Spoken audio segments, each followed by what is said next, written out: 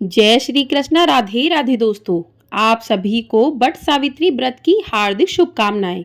आप सभी का सुहाग अखंड रहे। इसी के साथ आज की वीडियो में आप सुनेंगे वट सावित्री व्रत कथा। तो आप सभी लोग हमारे साथ जुड़े रहिएगा, कथा को पूरा अवश्य सुनिएगा। ज्येष्ठ मास के कृष्ण पक्ष की अमावस्या तिथि को वट सावित्री का व्रत रखा जाता है। इस व्रत में सत्यवान, सावित्री और यमराज जी की पूजा की जाती है। इस व्रत को रखने वाली सुहागन महिलाओं का सुहाग अटल होता है और पति पर आया हुआ संकट भी टल जाता है। ऐसी मान्यता है कि सती सावित्री ने इसी व्रत के प्रभाव से अपने मृत पति सत्यवान को धर्मराज जी से भी जीत लिया था, अर्थात उन्हें पुनर्जीवन दिलवाया था। तो आज की इस वीडियो में मैं आपको सुनाने जा रही हूँ सत्यवान और सावित्री की पौराणिक कथा। जो भी भक्त इस कथा को सच्चे मन से सुनता है, भगवान की कृपा से उनके पति की आयु लंबी हो जाती है और उनके पति पर आए हुए सभी संकट सदा के लिए दूर हो जाते हैं। तो प्रिय श्रोताओं, पौराणिक कथा के अनुसार प्राचीन समय में मद्र देश में अश्वपति नाम के एक राजा हुआ करते थे। उनका कोई भी पुत्र नहीं था। तब ब्राह्मण के निर्देश पर वे पुत्र कामना से सभी कामनाओं को पूर्ण करने वाली सावित्री देवी अर्थात गायत्री देवी की आराधना करने लगे। कुछ समय के बाद उनकी आराधना से प्रसन्न होकर देवी सावित्री ने राजा को दर्शन दिए। देवी ने कहा, राजन, तुम मेरे नित्य भक्त हो, इसलिए मैं तुम्हें कन्या प्रदान करूंगी। मेरी कृपा से तुम्हें सर्वगुण संपन्न सुंदर कन्या की प्राप्ति होगी। ऐसा कहकर वह आकाश में बिजली की तरह अदृश्य हो गई। उस राजा की मालती नाम की पतिव्रता पत्नी थी। समय आने पर वह गर्भवती हुई और उसने सावित्री के समान रूप वाली एक कन्या को जन्म दिया। तब राजा ने ब्राह्मण से कहा कि तप के द्वारा आह्वान किए जाने पर माता सावित्री ने इसे मुझे दिया है और यह सावित्री जी के समान ही रूप वाली है, इसलिए इसका नाम भी सावित्री ही होगा। तब उन ब्राह्मण ने उस कन्या का नाम सावित्री रख दिया। धीरे धीरे समय बीतने लगा। समय बीतने पर जब सावित्री युवती हुई तब सावित्री को वर खोजने के लिए कहा गया। तब उसने धूम्रसेन के पुत्र सत्यवान को पति रूप में वरण कर लिया। इधर जब यह बात देवर्षि नारद को पता चली, तब वह राजा अश्वपति के पास आकर बोले कि हे राजन, आपकी कन्या ने तो वर खोजने में बड़ी भारी भूल कर दी है। सत्यवान गुणवान और धर्मात्मा अवश्य है, किंतु वह अल्पायु है और 1 वर्ष बाद ही उसकी मृत्यु हो जाएगी। देवर्षि नारद जी की यह बात सुनकर राजा उदास हो गए। फिर उन्होंने अपनी पुत्री को बुलवाकर समझाया कि पुत्री, ऐसे अल्पायु व्यक्ति से विवाह करना बिल्कुल भी उचित नहीं है, इसलिए तुम कोई और वर चुन लो। इस पर सावित्री बोली कि हे तात, आर्य कन्या अपने पति का एक ही बार वरण करती है, अर्थात एक बार ही अपना वर चुनती है, इसलिए अब चाहे जो भी हो जाए मैं सत्यवान को ही वर के रूप में स्वीकार करूंगी। देवी सावित्री के इस प्रकार अपने संकल्प पर अडिग रहने के कारण आखिरकार राजा अश्वपति को उनका विवाह सत्यवान से ही करना पड़ा। विवाह का सारा सामान और कन्या को लेकर राजा उस वन में गए जहां अपना राज्य और अपनी आंखों की रोशनी खो चुके राजा धूम्रसेन अपनी रानी और राजकुमार सहित एक वृक्ष के नीचे कुटिया बनाकर रहा करते थे। इस वन में विधि विधान पूर्वक सावित्री और सत्यवान का विवाह कर दिया गया। वन में रहते हुए अत्यंत कष्ट पाकर भी सावित्री अपने नेत्रहीन सास ससुर और पति की सेवा में लगी रहती थी। नारद जी के कहे अनुसार जब पति के मरण काल का समय पास आया, तब पतिव्रता और धर्मपरायणा सावित्री ने अपने ससुर से आज्ञा लेकर त्रिरात्रि व्रत का अनुष्ठान किया।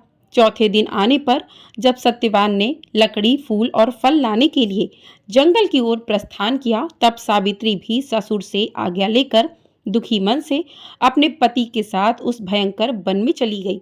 नारद जी के वचनों का ध्यान करके मन में अपार कष्ट रहने पर भी उसने अपने इस भय को पति के सामने उजागर नहीं होने दिया। पति का मन बदलने के लिए वह झूठ मूठ उनसे वन के वृक्षों, पशु पक्षियों के बारे में पूछताछ करती रही। शूरवीर सत्यवान उस भयंकर वन में विशाल वृक्षों, पक्षियों और पशुओं के दल को दिखला दिखलाकर थकी हुई और कमल के समान नेत्रों वाली राजकुमारी सावित्री को आश्वासन देते रहे। इस प्रकार से कुछ समय बीतने पर सत्यवान ने कहा, सावित्री, मैं फलों को एकत्रित कर चुका हूँ और तुम फलों को चुन चुकी हो, लेकिन अभी ईंधन के लिए लकड़ी का तो कोई प्रबंध ही नहीं हुआ। इसलिए तुम इस बट वृक्ष की छाया में बैठकर थोड़ी देर प्रतीक्षा करते हुए विश्राम कर लो। सावित्री बोली, स्वामी, जैसा आप कहेंगे मैं वैसा ही करूंगी, लेकिन आप मेरी आंखों के सामने से दूर मत जाइएगा, क्योंकि मैं इस घने जंगल में डर रही हूँ। सावित्री के ऐसा कहने पर सत्यवान उसके सामने ही कुछ दूरी पर लकड़ियां काटने लगा। लकड़ियां काटते हुए अचानक सत्यवान के सर में पीड़ा हुई। पीड़ा से व्याकुल होकर सत्यवान अपनी पत्नी के पास आकर बोले कि सावित्री, इस परिश्रम से तो मेरे सर में बहुत अधिक पीड़ा हो रही है। ऐसा लग रहा है जैसे मैं अंधकार में जा रहा हूँ। इस समय मैं तुम्हारी गोद में सर रखकर सोना चाहता हूँ। सावित्री से ऐसा कहकर सत्यवान उसकी गोद में सर रखकर सो गए। जब सत्यवान सो गए तब राजपुत्री सावित्री ने उस स्थान पर स्वयं धर्मराज जी को आते हुए देखा, जो नीलकमल के समान श्याम वर्ण से सुशोभित और पीतांबर धारण किए हुए थे। उनके पीछे मृत्यु सहित काल भी था। धर्मराज जी ने उस स्थान पर पहुंचकर सत्यवान के प्राण को पाश में बांधकर अपने अधीन कर लिया और उसे खींचकर बड़ी तेजी से दक्षिण दिशा की ओर प्रस्थान किया। पति को प्राण रहित देखकर सावित्री जाते हुए धर्मराज जी के पीछे पीछे चलने लगी और कांपते हुए हृदय से अपने दोनों हाथ जोड़कर बोली, माता की भक्ति से इस लोक, पिता की भक्ति से मध्यम लोक और गुरु की भक्ति से ब्रह्मलोक की प्राप्ति होती है। जो इन तीनों का आदर करता है उसने तो सभी धर्म का पालन कर लिया। जिसने इन तीनों का आदर नहीं किया उसके तो किए हुए समस्त पुण्य कार्य भी निष्फल हो जाते हैं। पुरुष के सारे कर्म माता पिता और गुरु इन्हीं तीनों में समाप्त हो जाते हैं। तब यमराज जी ने कहा, सावित्री, तुम हमसे जिस कामना को पूर्ण कराने के लिए आ रही हो उस कामना को छोड़ दो और यहीं से वापस लौट जाओ। सचमुच संसार में माता पिता और गुरु की सेवा से बढ़कर कोई अन्य धर्म है ही नहीं। तुम्हारा पति गुरुजनों की पूजा में निष्ठा रखने वाला है, किंतु तुम्हारा इस प्रकार से मेरे पीछे पीछे आना मेरे काम में बाधा डाल रहा है, इसलिए तुम लौट जाओ। लेकिन सावित्री बोली कि हे धर्मराज जी, स्त्रियों का पति ही देवता होता है, पति ही उसको शरण देने वाला होता है।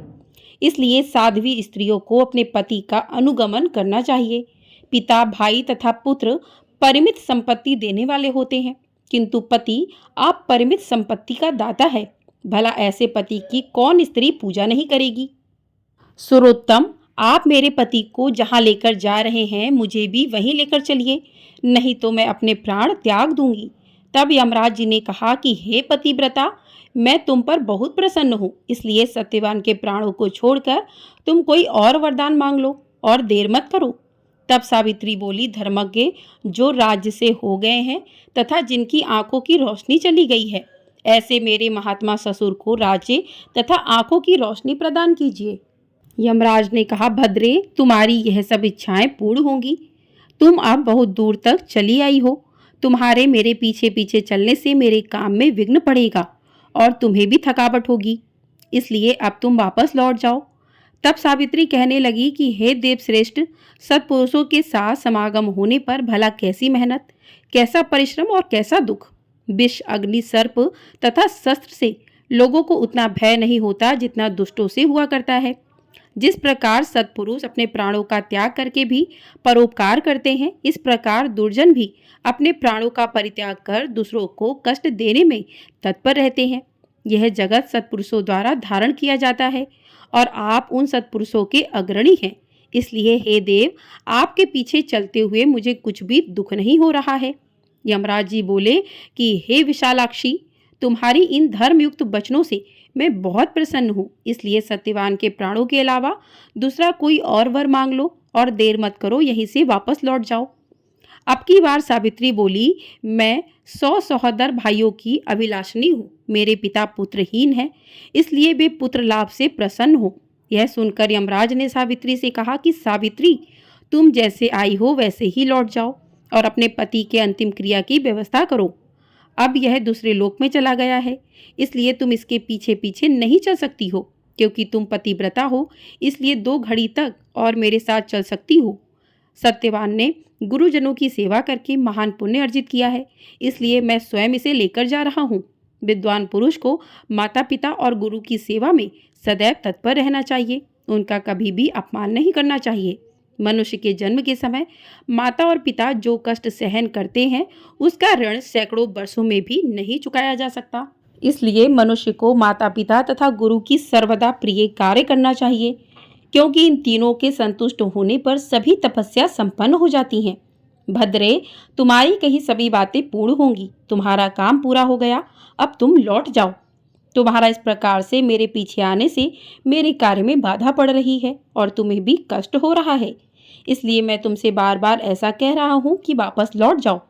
अब सावित्री कहने लगी कि हे देवश्रेष्ठ, धर्मोपार्जन के कार्य में कैसी ज्ञानी और कैसा कष्ट। देवज्ञानी व्यक्ति को सदैव धर्म उपार्जन करना चाहिए, क्योंकि उसका लाभ सभी लाभों से विशेष महत्वपूर्ण है। प्राणी को चाहिए कि कहीं भी जाए, पीछे अकेले धर्म ही जाता है। मित्र और भाई बंधु कोई साथ नहीं देता। इस संसार में और स्वर्ग में मनुष्य जितने भी प्रकार के उत्तम वस्तुओं और भोगों को प्राप्त करता है, वह उनके पुण्य कर्मों का ही फल होता है। इसकी प्राप्ति के उपाय हैं यज्ञ, तप, दान, इंद्रिय निग्रह, क्षमाशीलता, ब्रह्मचर्य, सत्य, तीर्थ की यात्रा, सत्संग, सेवा, गुरुजनों की सेवा तथा ब्राह्मणों की पूजा। इसलिए विद्वान पुरुषों को सदा धर्म आचरण करना चाहिए, क्योंकि मृत्यु इसकी प्रतीक्षा नहीं करती कि इसने अपना कार्य पूरा किया है या नहीं। प्राणी संसार में मृत्यु से सदैव भयभीत रहते हैं, किंतु पुण्यवान सत्यपुरुष सदैव निर्भय होकर जीते हैं। सावित्री की ऐसी बातों को सुनकर यमराज जी फिर बोले कि विशालाकाक्षी, तुम्हारी इन धर्मयुक्त बातों से मैं बहुत संतुष्ट हूँ। इसलिए अब तुम सत्यवान के प्राणों के अलावा अन्य कोई और वर मांग लो और देर मत करो, वापस लौट जाओ। तो सावित्री कहने लगी कि हे देव, अगर आप वरदान देना ही चाहते हैं तो मैं सत्यवान के 100 पुत्रों की मां बनना चाहती हूँ, क्योंकि लोकों में पुत्रहीन की सद्गति नहीं होती। क्योंकि यमराज जी ने देखा कि सावित्री लगातार उनके पीछे चली आ रही है, इसलिए उन्होंने एक क्षण की भी देरी किए बिना कहा कि सावित्री, अब तुम शेष कामनाओं को छोड़कर वापस लौट जाओ और मैं तुम्हारी यह इच्छा अवश्य पूर्ण करूंगा। तब सावित्री ने कहा, धर्म अधर्म के विधान को भली भांति जानने वाले देव, आप ही जगत के स्वामी हैं, क्योंकि आप कर्मों के अनुरूप प्रजाओं का नियमन करते हैं, इसलिए यम नाम से पुकारे जाते हैं। क्योंकि आप धर्म पूर्वक सारी प्रजा को आनंदित करते हैं, इसलिए लोग आपको धर्मराज नाम से पुकारते हैं। मरने पर लोग अपने सत्य असत्य दोनों प्रकार के कर्मों को आगे रखकर आपके पास जाते हैं, इसलिए आप मृत्यु कहलाते हैं।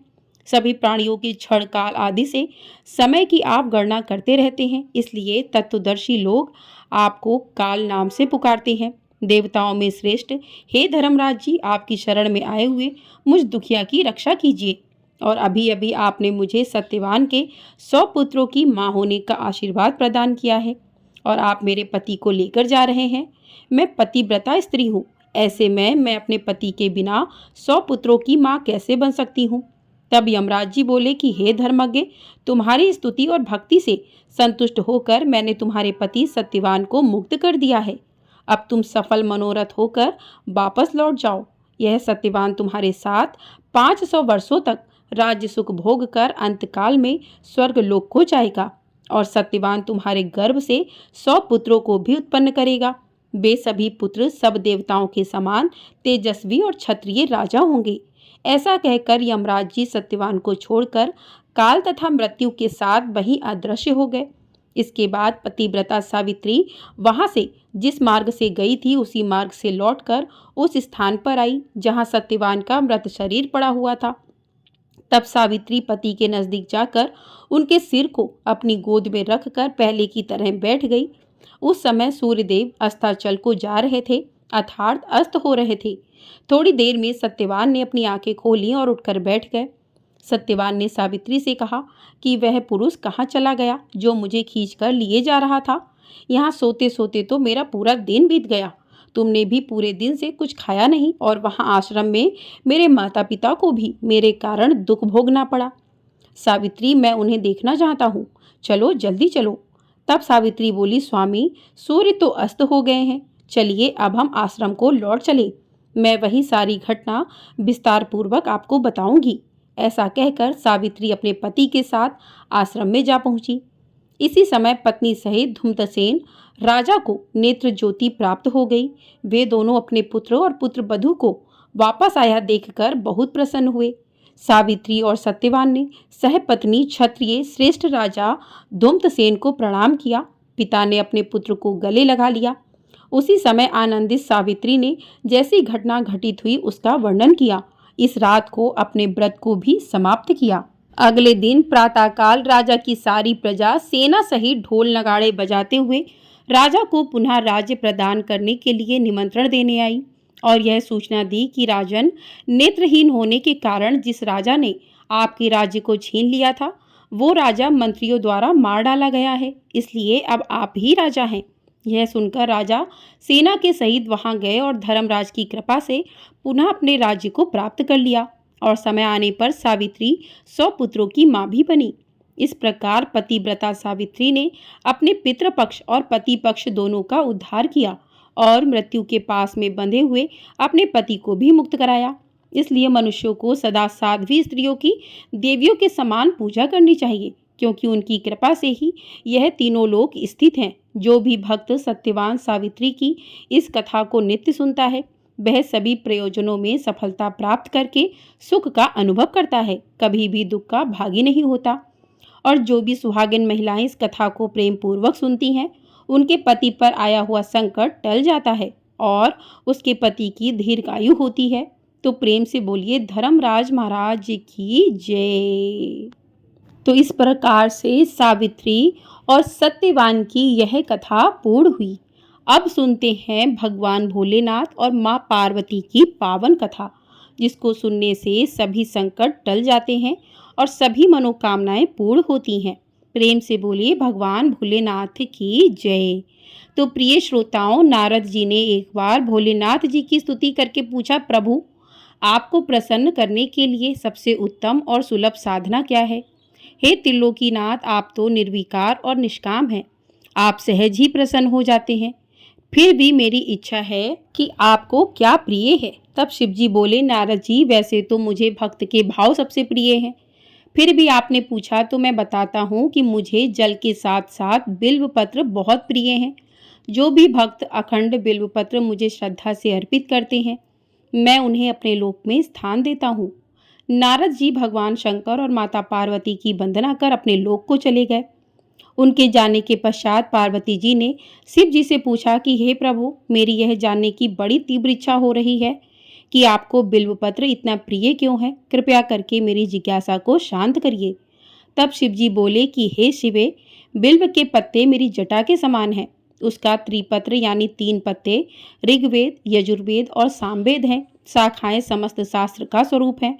बिल्व वृक्ष को आप पृथ्वी का कल्प वृक्ष समझे, जो ब्रह्मा विष्णु शिव स्वरूप है।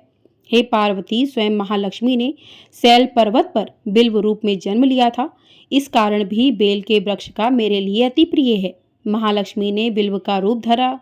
यह सुनकर पार्वती जी कौतूहल में पड़ गईं। पार्वती जी कौतूहल से उपजी जिज्ञासा को रोक ना पाईं। उन्होंने भगवान शिव से पूछा, प्रभु देवी लक्ष्मी ने आखिर बिल्व वृक्ष का रूप क्यों लिया था? आप यह कथा विस्तार से कहिए। भोलेनाथ ने देवी पार्वती को कथा सुनाना शुरू किया। शिव जी कहते हैं, हे देवी, सतयुग में ज्योति रूप में मेरे अंश का रामेश्वर लिंग था। आदि देवों ने उसका विधिवत पूजन अर्चन किया। इसका परिणाम यह हुआ कि मेरे अनुग्रह से बाणी देवी सबकी प्रिय हो गई। वह भगवान विष्णु को सतत प्रिय हो गई। मेरे प्रभाव से भगवान केशव के मन में बाणी देवी के लिए जितनी प्रीत उपजी वह स्वयं लक्ष्मी जी को नहीं भाई। लक्ष्मी देवी का श्री हरि के प्रति मन में कुछ दुराव पैदा हो गया। वह चिंतित और रुष्ट होकर चुपचाप परम उत्तम श्री पर्वत पर चली गई। वहां उन्होंने तप करने का निर्णय किया और उत्तम स्थान का चयन करने लगी। महालक्ष्मी ने उत्तम स्थान का निश्चय करके मेरे लिंग विग्रह की उग्र तपस्या प्रारंभ कर दी। उनकी तपस्या कठोरतम होती जा रही थी। हे परमेश्वरी, कुछ समय बाद लक्ष्मी जी ने मेरे लिंग विग्रह से थोड़ी दूर पर एक बिल्व वृक्ष का रूप धारण कर लिया। अपने पत्तों और पुष्प द्वारा निरंतर मेरा पूजन करने लगी। इस तरह महालक्ष्मी ने 1 करोड़ वर्ष तक घोर आराधना की। अतः उन्हें मेरा अनुग्रह प्राप्त हुआ। मैं वहां प्रकट हुआ और देवी से इस घोर तप की आकांक्षा पूछकर वरदान देने को तैयार हुआ। महालक्ष्मी ने मांगा कि श्री हरि के हृदय में मेरे प्रभाव से वाग देवी के लिए जो स्नेह हुआ है वह समाप्त हो जाए। शिव जी बोले, मैंने महालक्ष्मी को समझाया कि श्रीहरि के हृदय में आपके अतिरिक्त किसी और के लिए कोई प्रेम नहीं है। वाग देवी के प्रति उनका प्रेम नहीं अपितु श्रद्धा है।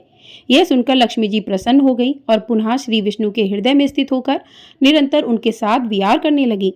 शिव जी कहते हैं कि हे पार्वती, महालक्ष्मी के हृदय का एक बड़ा विकार इस प्रकार दूर हुआ था।